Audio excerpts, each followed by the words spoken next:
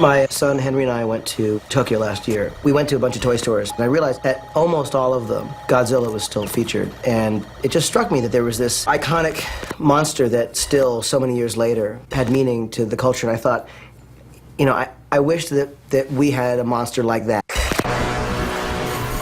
I couldn't be more excited about doing this with you all, so thank you so much, and let's do it. Nobody knows anything about this film. What you learn, what you suspect, anything you think you know, you agree to keep to yourself until the movie comes out. The whole thing is very secret, right? Very secret, very secret. In fact, at the end of the day, each day I have to burn my wardrobe. It's difficult to make a secret movie nowadays because people know about it, people want to talk about it. And truth be told, if I wasn't working on this movie, this would be the first movie I'd want to find out about. Day one. Here we go. It's interesting. We're trying to figure it all out. None of us have any clue what's happening, and somewhere in between a movie's going to happen. The loft stuff was some of my favorite stuff because we got to improv a lot, and that was where you got to know the most about the characters. Action! Shooting this party scene, we're sort of just kind of developing our visual, I think, vocabulary for the movie. It's a really different way of filmmaking. Very handheld. We're with one camera, so we don't have the luxury of shooting a master and coming in for the close-ups. We are having to get it all in one take. It was like putting something together in a way where you hopefully don't notice the editing, that you just feel like, oh, well, this is just unfolding. This is just happening. There was no editing there. It's designed so the audience doesn't see the edits. It's just one shot from the actor's camera. Kevin Stitt, our editor, refers to it, this is like looking through a soda straw, and that's what you see, so that the scale of the movie could be huge, but that because what you were seeing was just through here, it didn't necessitate getting the shot of what was over there or over there. It enabled us to sort of play peekaboo with the monster. You just don't want to reveal the monster in the first act or second act.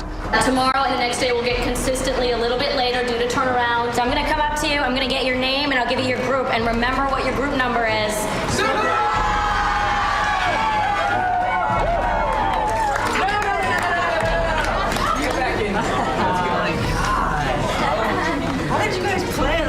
There's these great moments in the middle of the action where all of a sudden we have a flashback. Logically, there's been some sort of like mishap with the tape where it fast forwards a bit before it starts recording again, so you have these little inserts of what's being recorded over on the tape. You suddenly can, without having to hide that it's video or pretend it's film, embrace that kind of technology and sort of use those limitations. Well, this moment is just you filming him and Jason talking, right? It's getting even more intense, you know? Which piece of equipment is the camera? Is this it? Okay, good. The entire film is shot from the perspective of me shooting, which was interesting for me to find out as a comedian, an actor, because I've never done camera work, really. I don't know, man. That sounds like a lot of responsibility. This is important. So you can blow it both as an actor and a cameraman. You have the opportunity to screw everything up for everyone 2 times. Can you sense, audience, my feelings being hurt behind the camera? Yeah, there was a tape in there. Did you switch it out? A lot of getting these cameramen who were used to doing professional things into the film was to get them to do things less perfectly. We had to make it look so like you could see what the director wanted to see, but make it look candid and by accident. They had to sort of do method camera operation because they're used to sort of framing everything perfectly. And we'd say, well, you know, that looks too framed. And we dressed them in HUD's clothing. He's the comedian of the group. I mean, he's the one who keeps it light the whole movie. And he's very much like that in real life. He's constantly keeping us laughing on set. What's going on out here? I want to know right away. Is there something going on that we should know about? Because I went through your drawers. Just stop it!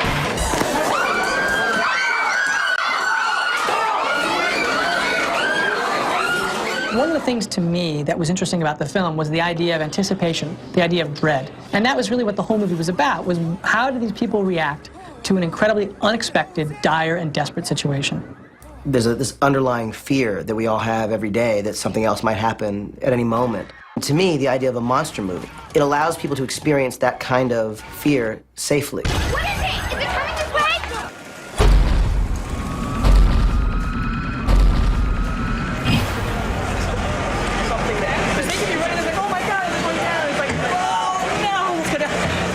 Matt, he's bringing something pretty unique to this kind of film, and he is just a special director and someone I hope to work with again. No one was going to make this movie feel and exist as truthfully as Matt did. So this is what's just happened. And now let's just look at the animation just for a second, because this will give you a sense. It's the head of the Statue of Liberty. what the hell is just happening? And they'll start to freak out about what's going on. Some people will be taking photographs of it, and then as this is all happening simultaneously, we hear an enormous roaring sound. Roar! That is the big noise. You don't know what it is. And at that moment, Hud will whip over this way.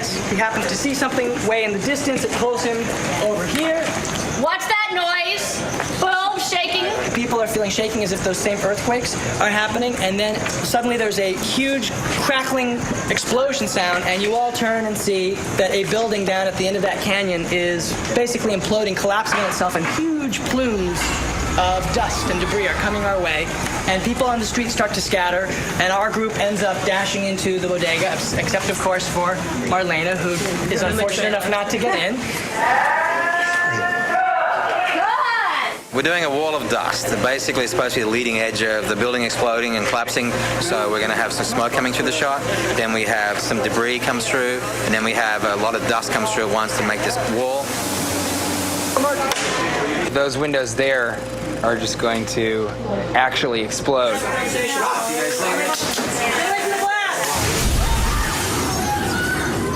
A lot of the extras and the actors also have to be completely covered in dust. What time is it right now? 4 a.m.? This is usually what I do around 4 a.m. on weeknights, so it's not really that odd for me. Yeah, do it! Just do it! Do you hose us off at the end of the day, too? Yeah. Do you feel like the non-dust people are treating you differently? We've had some things where... We're just like you, you know? Like, the dust people are just like you. Yeah. Everybody's blood runs red. Thank you. All right. Okay. And back to work. What's great about working with JJ, for myself and what I find everyone who comes aboard, is that he's always kind of pushing everyone to do different things and to do things that you haven't seen before. Brian Burke is one of those rare producers that'll step in and he has great ideas. I step in, I step right out. You're fired. All right, guys, first position, guys. Is all the background that we were going to have over by the store there already? Some of them are already here. The looters are already going to hang. The architecture downtown LA looks just like New York on a grand total of 2 streets from 2 different angles and maybe an alley. I told you, this is a secret set. Classified only. Your eyes cannot be here. Get the camera out of here. The problem is the timing with the convoy, and we're going to practice the first time. Of course. Everybody's going to go 15, 20 miles an hour. Then I can build up the speed once I find out everything's safe. We got Humvees. Check this out right now. Look over here. Sorry, this is off limits. Oh, sorry. That freaked me out big time. We're going to have a lot of military cars working in this, and they're going to be moving fast. So it's very important that everybody stays on the sidewalks at all times.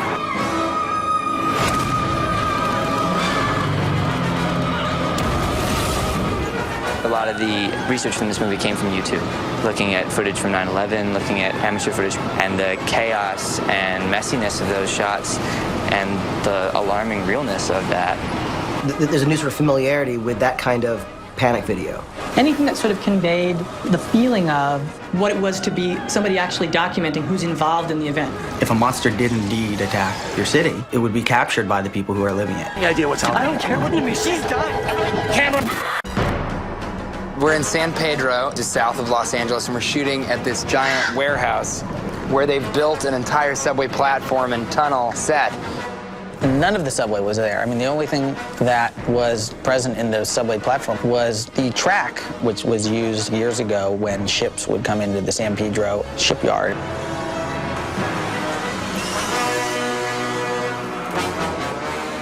This is really just a pad to absorb the shock when he throws the camera down on the ground. We're using an air cannon. It's just basically pressurized air, and we put a bunch of cork into it and some dust. When we open up the valve, it blows everything down the stairs. As you can see, it ended up down there. That's the simulated explosion.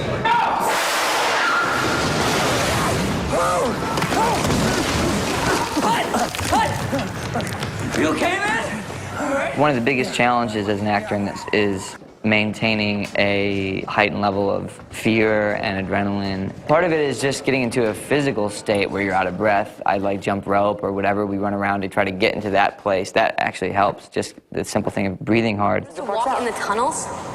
The tunnels were interesting. We did work with live rats, which also wasn't the funnest. But how can you prepare for rats? What we're doing today is training 20 rats to run in a group from point A to point B between these subway tracks. And we get them to run into these grates. We put a little light in the back of the boxes so they can find their way easily. And we put food and some Gatorade in there for them. There's supposed to be 2 actors in the scene.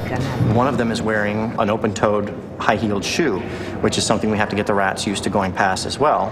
What we're going to do is actually dirty them up just before we go to shoot with them so that they look like your typical sewer rat. Dude, look at all. It's New York. It's the subway. This is why we take cabs. They're all going in the same direction. I feel like you're running away. From what? One of the most exciting parts for me is just bringing something in front of a crew for the first time and just hearing everybody ooh and ah. Everybody wants to get their picture taken with it. It's awesome.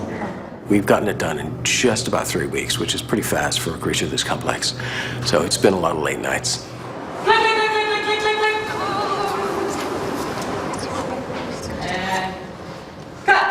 The idea of doing night vision in the film was giving us a way to see briefly, since they were in the dark, something that our characters couldn't see yet, that then one of the characters sees, and it sets them off into probably what is one of the scariest sequences of the film. Run! Hey, run! Let's go running! Start right here!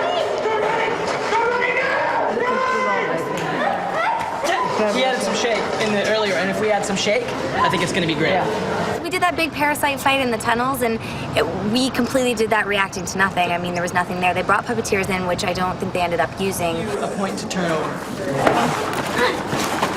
We got there and we had all these shots planned out that would use the puppet, and the moment we started doing it, those shots looked kind of goofy. This was my genius idea. I thought this was going to work, you know, magically. This was going to be the key because it's going to be reality to actually be touching them and dealing with them. And I would say about an hour into that, we were like, that's not going to work. But one of the things that it did do for us is that it showed them what the creature looked like and what it was like when the jaw would come snatching at their faces or at their legs, and they would see the claws and all of those things. So in that sense, it was a great acting tool. So you just have to pretend to hit him the whole time. So it's going to look a little something like this.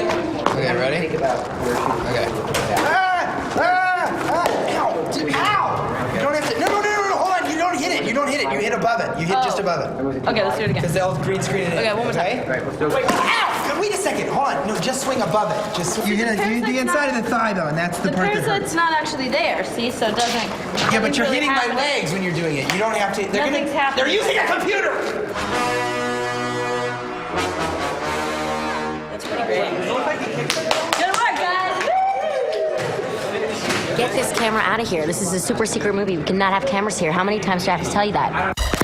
There's a lot of stuff that we're filming today and tomorrow and the next day that is seriously top secret. It's the bulk of the movie. It's the stuff that we really want to keep hidden from the public. So I need your help to help keep the secret. Show me your hands.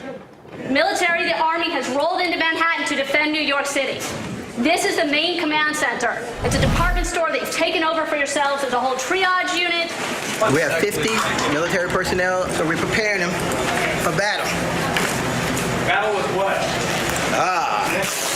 That is the question of the day. They're just scratches. I didn't get bitten, I just got scratched. So, I mean, they probably look pretty bad, but they're minor. Action! Listen up, people! Rack 'em and pack 'em! We're Phantoms in 15!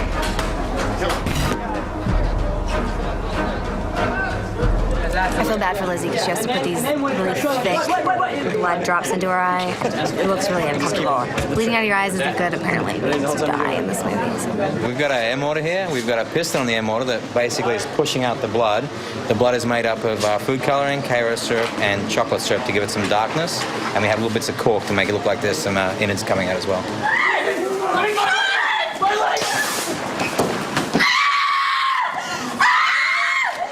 That's great. That's great. Well, moving on, guys. Moving on. Yeah!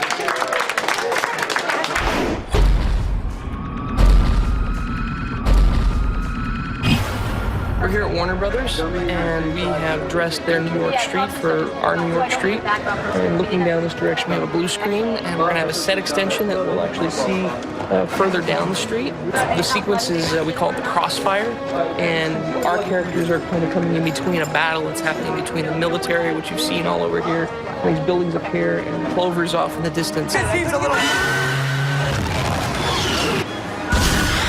Today we're doing some battle scenes in the streets of New York. We got some National Guard units, reserve units, and they're out there fighting off the enemy, fighting their way through the streets block by block, firing machine guns, rockets, tanks, heavy caliber machine guns, and shooting everything we possibly can. It was an already wrecked helicopter, and we knew kind of how we wanted the helicopter to be laid out and how it needed to be. It got really windy fast, so we ended up shooting inside the helicopter first, and then it calmed down at the end of the day, and we got our exterior shots.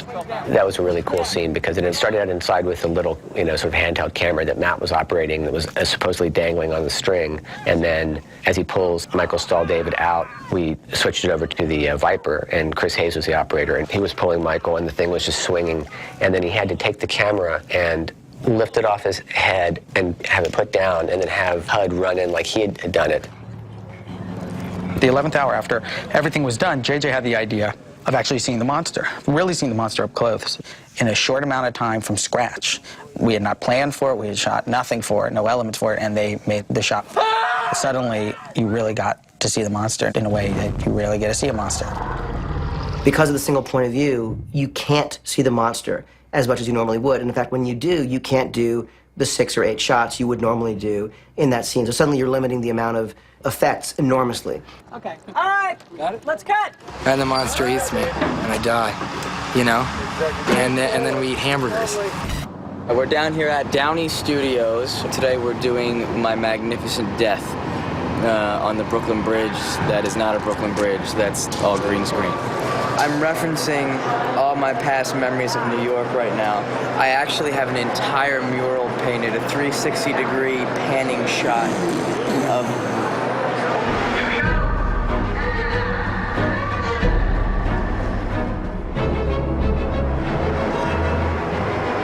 However, I'm holding out for the fact that you don't necessarily see me die, so I'm coming back. Jason's holding onto an I-beam somewhere, and he's gonna swim it.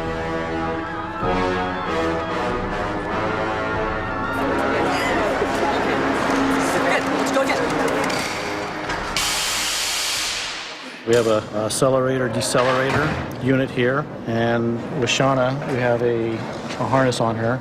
And the way this rig works is we take and fasten a cable at different levels on her body, and we hit a button, and it takes and flies her out of frame or through a window or wherever we want to send her.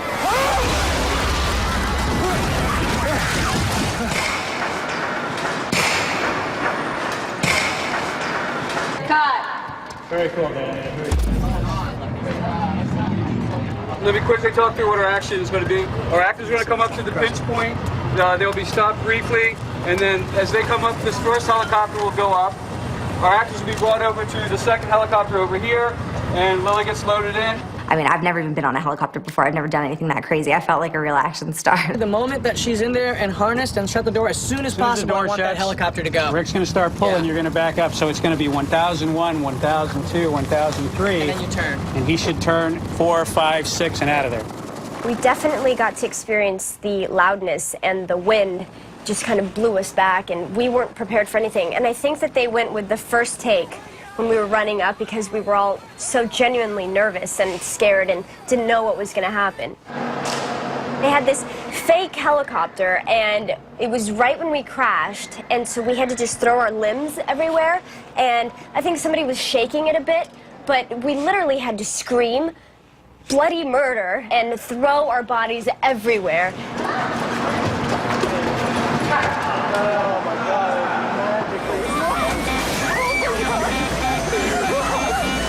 We're in Beth's apartment. Her whole building on Columbus Circle in New York has tilted over and crashed into the building next to it. The hallway down has a definite funhouse effect where at a certain point, everybody who comes here, no matter who it is, when they get to a certain part of this hallway, you almost fall over. Everybody said, you need to be careful. You should walk up there first. You need to check it out because you will get dizzy. And I didn't believe them. I said, well, I'll be fine, I'll be fine. No, it was really crazy. And you really had to get used to it. I think a couple people had to take Dramamine because, you know, you just get thrown off. You kind of get pulled into the apartment, and essentially there's an effect. If you had a marble, it would roll all the way down to where Beth is going to be trapped. One of our actresses is supposed to be impaled on a piece of rebar, which is this metal that's found on construction sites. We wanted her to be able to act but stay still as if she was actually pinned. So we basically molded a cover that goes over her. This goes on another plate on the ground. That's locked in. Now she can't move. The rebar is stationary, and she's very comfortable inside here. She's actually laying on a nice padded support structure in the back here. Action! We did a second version of Marlena exploding because the first time it happened so fast that we wanted to try and slow it down. All you gotta do is die one more time because it didn't work the first time. It was so quick that you don't even realize it. And that was one of those fortunate situations where we did the pickup while we were still shooting. Like, if we had to go back down and re-ramp up and re-shoot it, it would have been significantly more difficult.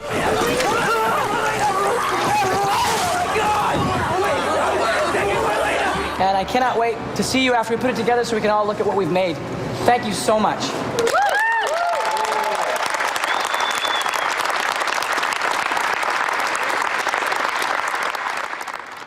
Then we went to New York. We were sort of this scaled-down unit that went out there, and there was this kind of guerrilla excitement. And there was something about being on the streets of New York which sort of added a level of authenticity and excitement to the film. We've moved from Paramount backlot to the actual street, which we're on Orchard Street in New York, Lower East Side. Behind me is the bottom of a destroyed building, which visual effects will take from the top of my rubble up, and in the end will be a building that's been completely destroyed and knocked over. And we've been able to come in about 4 hours and give yourself a destroyed building. So kind of getting the fine art of destruction down. And now we only have 6 days to go. And I just hope when we're done that it feels like we shot the whole thing here. We keep having all these code fake titles, and the latest one, Cheese, we didn't even make through the day. We showed up and it was already leaked online, and people are showing up and they know that we're shooting Cheese. Somebody had an iPhone and they go, oh, look, we're already on the internet. And there were pictures of us filming from 10 minutes before. Are you guys excited about the film? Does anybody know what it is? I told them Cheese. Cheese. It's called Cheese.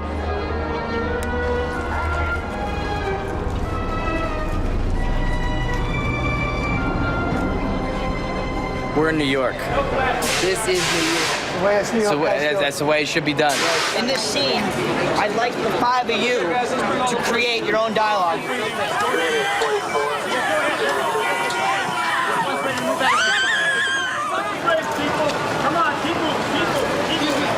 Officer, do you know what was that thing? If you're not injured, you gotta keep moving, man. Let's go. Let's go, people, let's go. Okay, so here we are in Downey Studios in Los Angeles. I think they did a really good job with this set. I believe it. I hope that you believe it at home. DJ, do you believe it? It almost looks real. Almost. It feels real, like the wind. Some of the buildings feel too high. That's real Manhattan behind me. That's real Brooklyn over there. And this is not green screen. This is reality. This is the Brooklyn Bridge.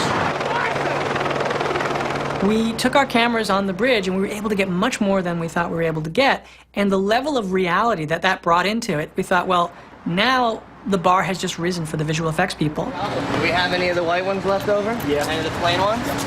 We figured they wouldn't shoot themselves running in there because it made no sense, but we said otherwise we won't know where we are. So Matt and I just took turns running, okay, you do it now. Okay, now you do it. Okay, now do it smoother. Now do it shakier. Just so we'd have some options. We got inside the thing and we had this whole thing set up where there was a little bit of light coming from one end, they were closer to the other end, it was getting to be dawn. It killed my brother, Jason Hawkins. It killed my best friend, Hudson Platt, and our friend, Marlene Diamond. The military has begun bombing the creature, and we're caught in the middle. The collapse didn't work in New York, and then you see a brick hit the guy's head. It just looks like the Three Stooges. You want to hear like boink. That's look out there. Look at me. Look at me. Look at me. Take 3. Matt goes, you know what? Let's just bring Michael and Odette out, give them the camera, and just start throwing stuff on them. And as the rubble started piling up, we had this daylight coming through the end of the tunnel, and the grips had built this big black that they pulled up from the top of the bridge like the rubble was just covering them. Last hours of shooting. We're in Beth's apartment, for real, just off south side of the park. We had to come in this morning, take all the belongings of the owners out, bring our stuff in, dress it, be out by about 6 p.m. Came back about half an hour ago, and now we shoot. There they are. That's great. That's cool. This is great. All right. Tus trailers. Visita mi That's a canal. wrap, gang. That's a wrap. From Principal Photography. Great work, everybody. That's a wrap. Ah, strange. Actually, it feels weird, but good. The first scene that we shot of Principal was the last scene in the movie. This is our last day, and we just shot the very first scene.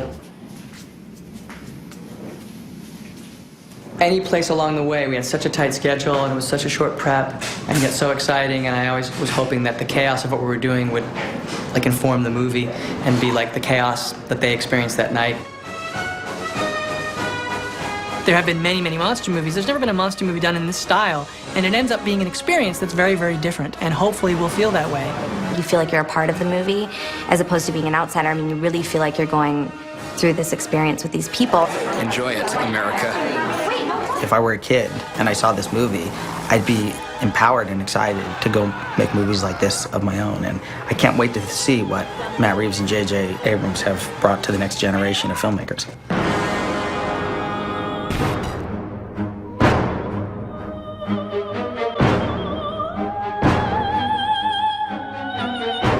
I want to go to a movie that is about something larger than life.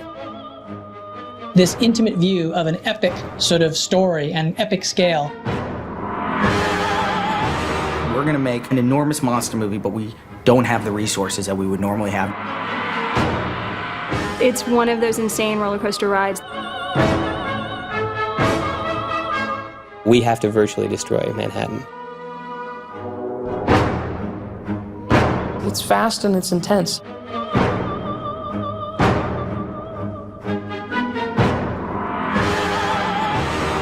Take genre, add monster, equals my favorite movie of all time.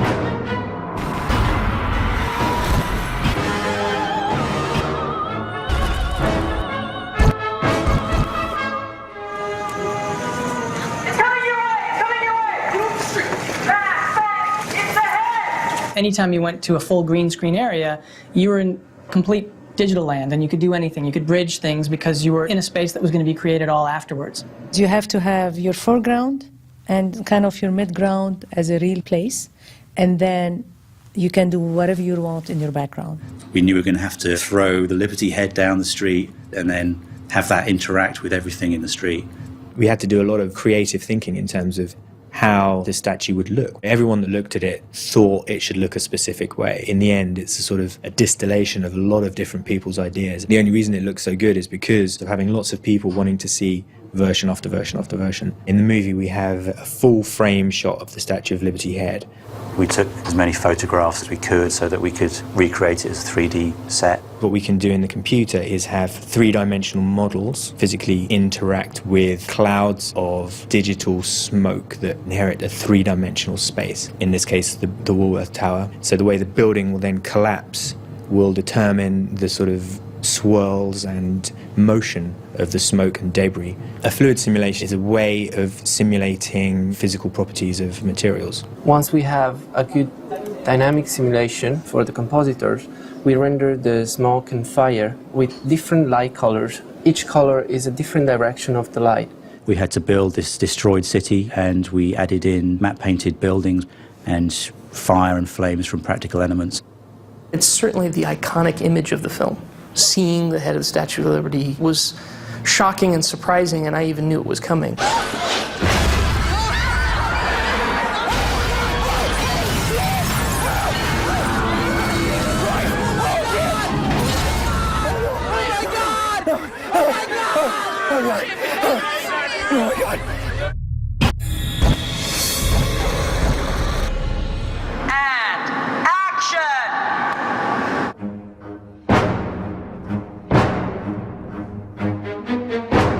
We started shooting first in a green screen space when we were shooting the Brooklyn Bridge. We were basically on this section of bridge that had been constructed that was surrounded all by green. We built the top portion of the Brooklyn Bridge, just like the wood and the railing, but we really only had maybe 10 feet of the railing was actually detailed. We built a little section of the bridge walkway. It was only really the planks that people stand on. We just knew that whatever we set up and started rolling, we had to be perfect about it. We had to get it exactly right.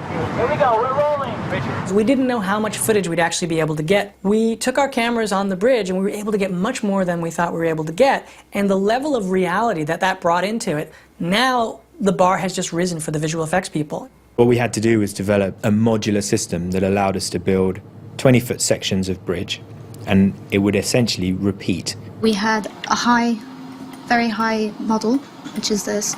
So everything is built individually. There's little environment things like the benches, the lights, things that are actually on the bridge itself. There are moments when we look around and we tip off the side of the bridge and we're a foot away from the railings, and it's all computer generated. The approach to the bridge, that was shot on location, so it meant that we had really good reference for the way that the bridge needed to look, the way that the cityscape in the background looked, and the lens qualities that you get when you shine a helicopter spotlight into the lens. All of this stuff we had great reference for, but what we didn't have reference for was the bridge falling over.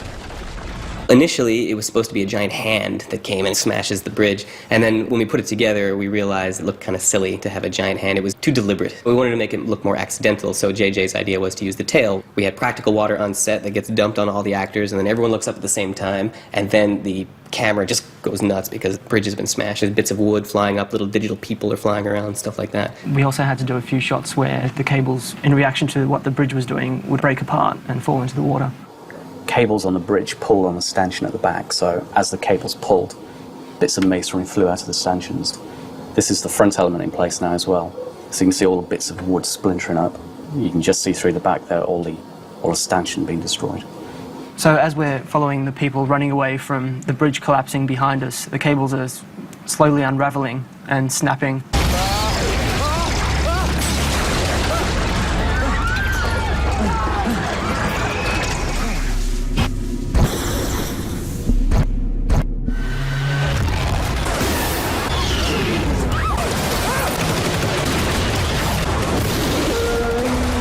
The way you conceive something like this is you previs it.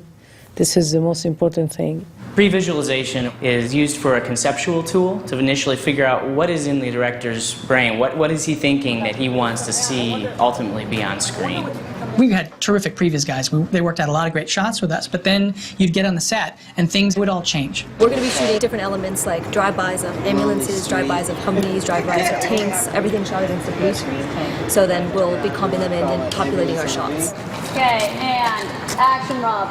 The key on this film was to make sure that the backgrounds that we did were invisible to the viewer. The premise behind this shot is that we want the audience to think that they're just walking down the street having a conversation. By putting a realistic background, we wind up getting a shot that doesn't spark anyone's interest or doesn't pique anyone's interest until all of a sudden they do see the giant monster. In order to do it so flawlessly, I mean, tracking is... It's called match moving, duplicating a camera that existed in the real world and following its motions exactly in a CG environment so that when you overlay something that's digital, everything syncs together and lines up and moves as one. They go out and they shoot points of every piece of structure, architecture that they can out in the field. I surveyed all the sets and provided that data to DNEG and to us here at Tippett. These are all the points that I've surveyed. Survey lining up the actual image, and we go in and build curves, and then use those curves to build up surfaces. And then once that's all done, we use that and overlay it with the actual plate that we use for the shot. As soon as the PG element and the film start sliding against each other, it's very quick and easy for the human eye to pick up that something's wrong. This is the before version that was actually shot on set. This is the shot as is completely rendered by the computer. Nothing you see here is real. This is all completely computer generated. Clover comes from behind the street in the crossfire. He's getting just hammered with rockets. It's the first time we really see Clover clearly in the movie. Now we have to destroy everything. We have to fill it with rockets, and we have to fill it with tracer bullets, and we have to fill it with fire. Once those pieces are in place, everything's starting to come together for the final composite. And it's the last step of the pipeline, and the compositor is responsible for taking everything and sort of matching everything into the place so it looks as photoreal as possible. Then you have a gigantic monster walking down the street getting shot at with tracer bullets, and rockets and buildings explode, and the hand comes down, and the big bits of concrete grow up right before the heroes go in the subway.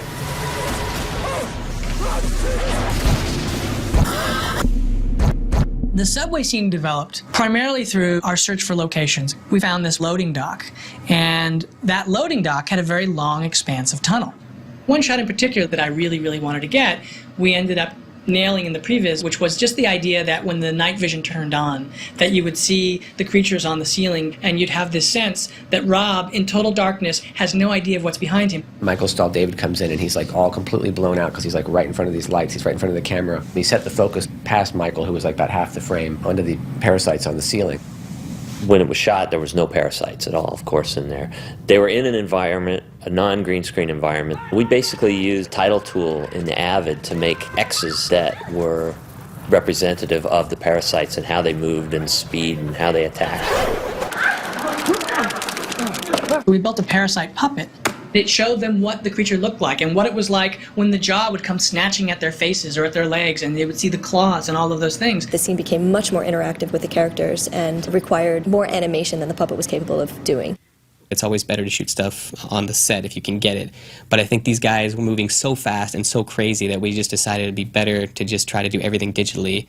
It's like any other shot, you know, the first we have to match move, and then we have to reconstruct the plate. This entire sequence was one long continuous shot, but obviously shot over multiple takes. So we had to stitch all the plates together, decide where we were going to make our internal cut points, and start animating, put the bugs in. And we had to kind of figure out how they were going to move, and we have to make sure that they're, you know, it's going to look good when it's finally put together.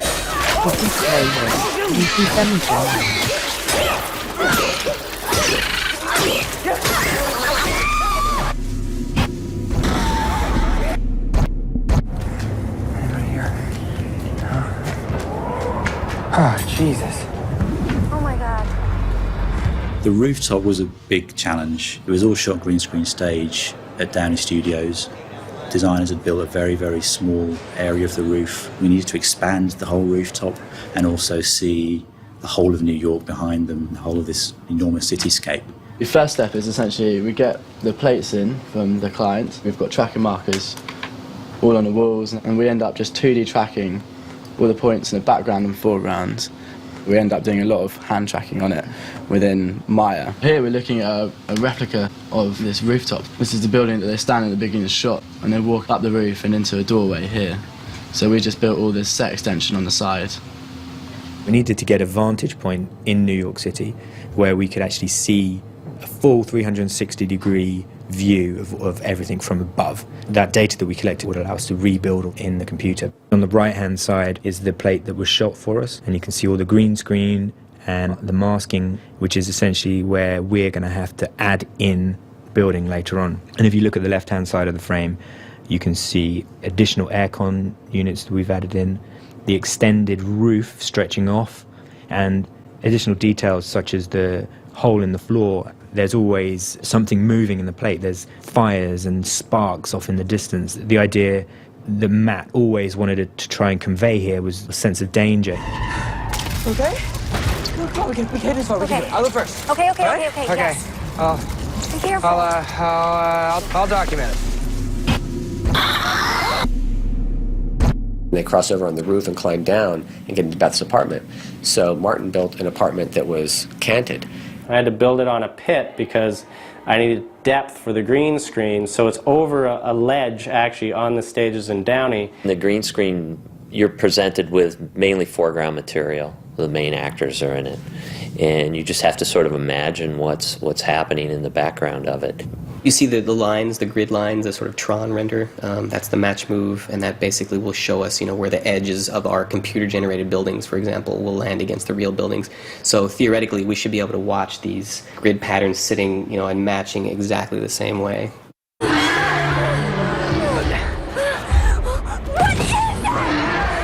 One of the also added shot at the end was the parasites in the hallway when Rob saves Beth. A friend of mine actually came up to me and he said, you got to get the parasites in there one more time because those guys, they're amazing. Once we'd finished everything and come in on budget and actually under budget, we were like, well, I bet we could get one more little scare. And it's a brief little scare.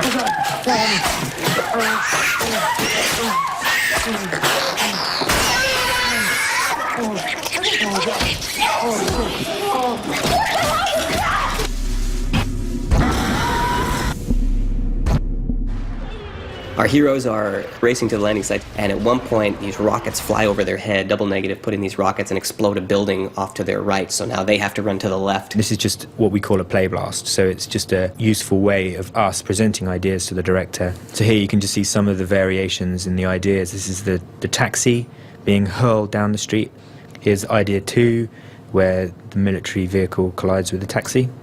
But this is the eventual chosen idea of the rockets impacting with buildings on the right-hand side of frame, which is a good enough reason for most people to want to turn left. A lot of the stuff that we do to shots like this, for example, is once we've added in explosions, we need to then integrate them back into the shots.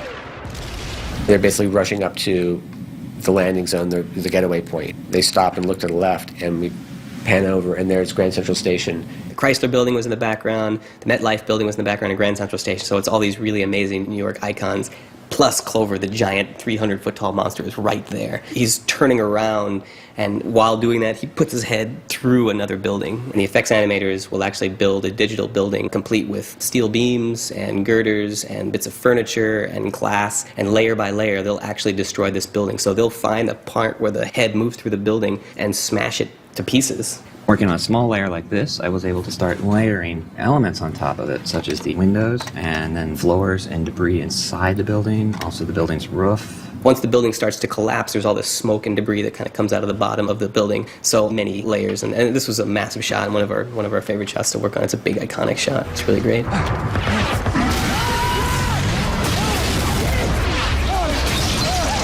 The camera pans over to the left, and you see the tank there, and then this giant foot comes in, and the monster's walking backwards, and he steps on the tank, and then whip off again, start running, and look up, and then we tilt down again, and we're at Downey.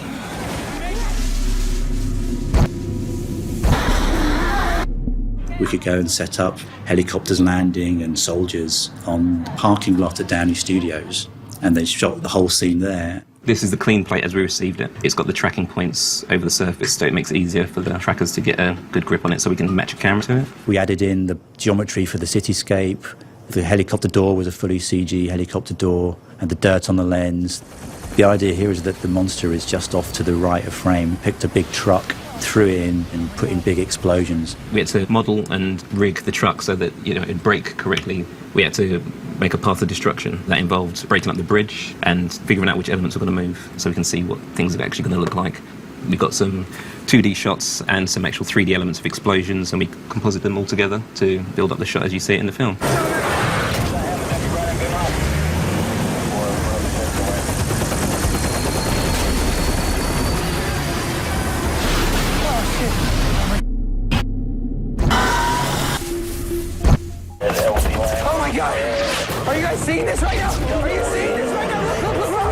We see this shot from the POV of our heroes managing to just get out of Manhattan just in time, and as they're looking back, they finally get to see this thing that has been pursuing them.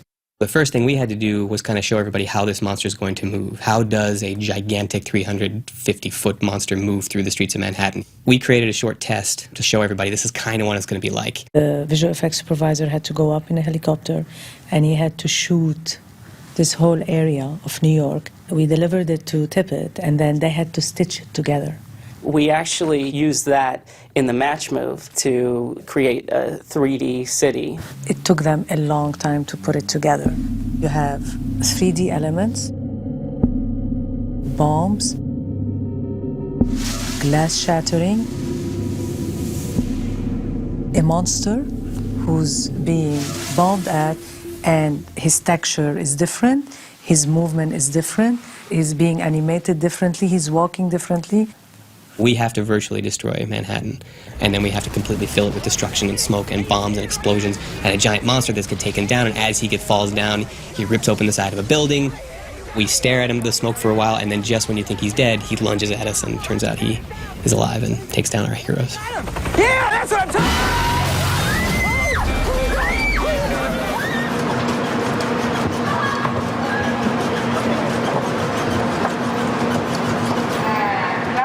The way the element was shot, we had them in the helicopter just in a set, and then, they had to move the helicopter.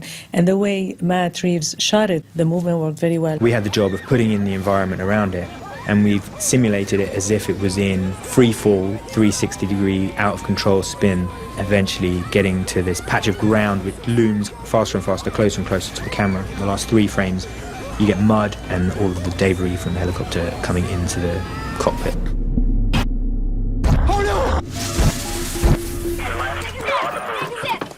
We were facing Central Park South, and it crashes in Central Park. It was an already wrecked helicopter, double negative, and it ended up putting a bunch of smoke and fires and the Essex house or the trees and stuff. So that was just a big field out in Santa Clarita.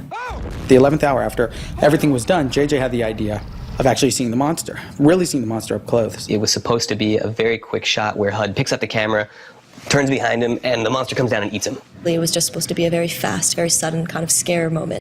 Neville had this really amazing design, and he created a couple of still images to show JJ and the gang what this thing would look like. What does a 30-story monster look like in Manhattan? Well, the first thing we had to do was a modeler had to sit down, make a 3D version of that model. From there, that model goes to Gus. Gus is then going to basically paint him as if he were painting a real maquette, a real sculpture. Then I started to create dirt maps, and the dirt maps are it's going to sell it. It's going to give it life. Well, he starts with the base color, he starts with all the little indentations, all the little slimy details. We want to put dents on his teeth and make him look all ragged. Once the animators have something to start animating with, we go back and actually build a muscle simulation guy. We take Neville's sculpture in a computer and go in and add joints and bones inside of it so that someone can take a piece of an arm or a piece of a leg and move it, set it into a position.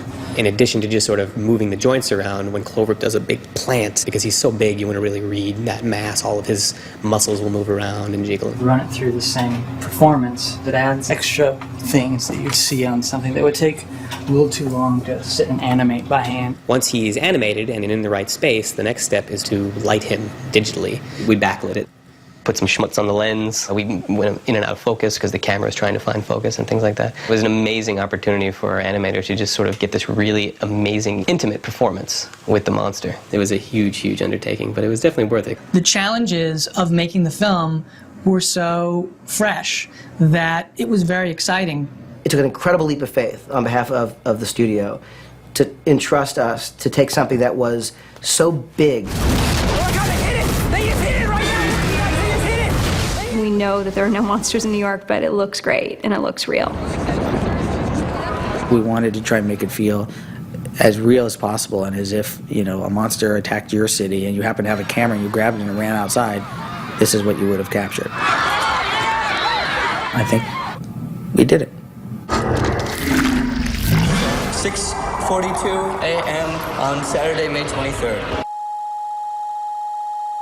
Approximately 7 hours ago, something attacked the city. I saw it, it's alive, it's huge! If you found this tape, if you're watching this right now, then you probably know more about it than I do. I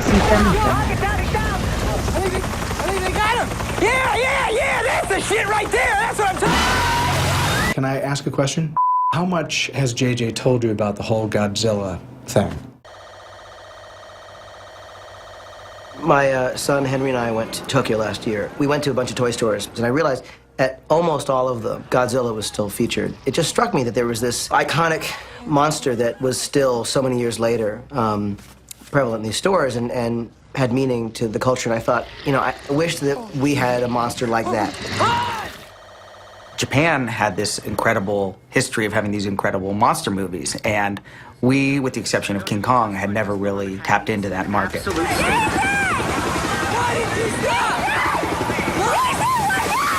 We started thinking about, well, what if America had its own monster? My name is Neville Page, lead creature designer. Neville is a brilliant artist who designs a lot of creatures. The brief that they gave me about what the design is supposed to be was really, really broad. We started talking about, what's this monster? How would it breathe? And how would it walk? Where would its lungs be? And how would its joints move? I drew everything from, and we're talking real scruffy, loose sketches that were intentionally loose so that they allowed interpretation both on JJ's behalf and also my own.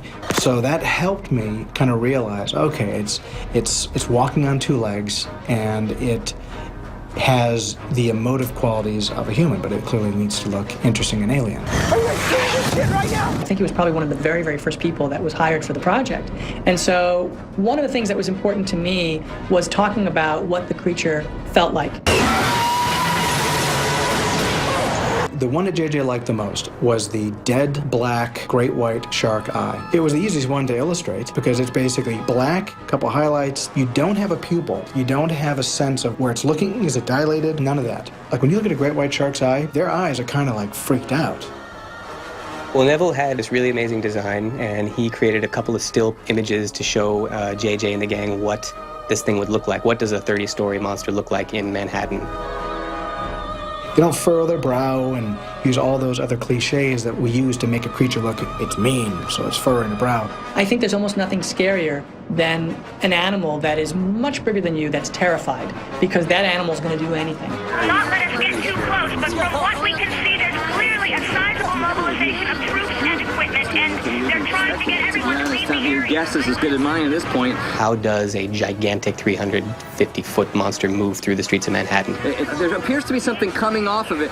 The ground seems to be covered. It has flesh, kind of like a cross between a dog and a simian. Kind of this loping gallop in a way. Seeing this shit right now? Oh my God! As the designer of the creature, I have to have reasons behind things, and there are reasons for pretty much every single square inch of the creature. But one of the things I thought would be very interesting is if it's not a monster that's come out of the water to just wreak havoc randomly and kill people, it is an infant. It's newly hatched, newly born.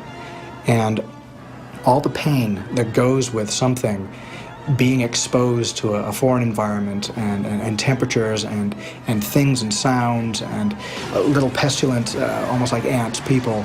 Having the knowledge that it was a baby really helped me understand a little bit more about what the creature would do. I guess what was frightening to me was the idea of a large creature who was spooked.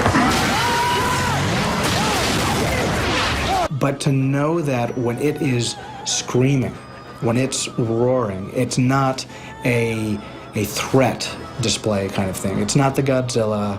It's crying out for its mother, perhaps. It's lost. And that was helping feed me with an idea of, okay, now I can see how we can be potentially empathetic about the creature as opposed to afraid of it. There were just so many brilliant ideas that he had, and he would come in with these amazing drawings. And to me, there's nothing more frightening than a wild animal. And if the wild animal is 300 feet tall, then you're in trouble.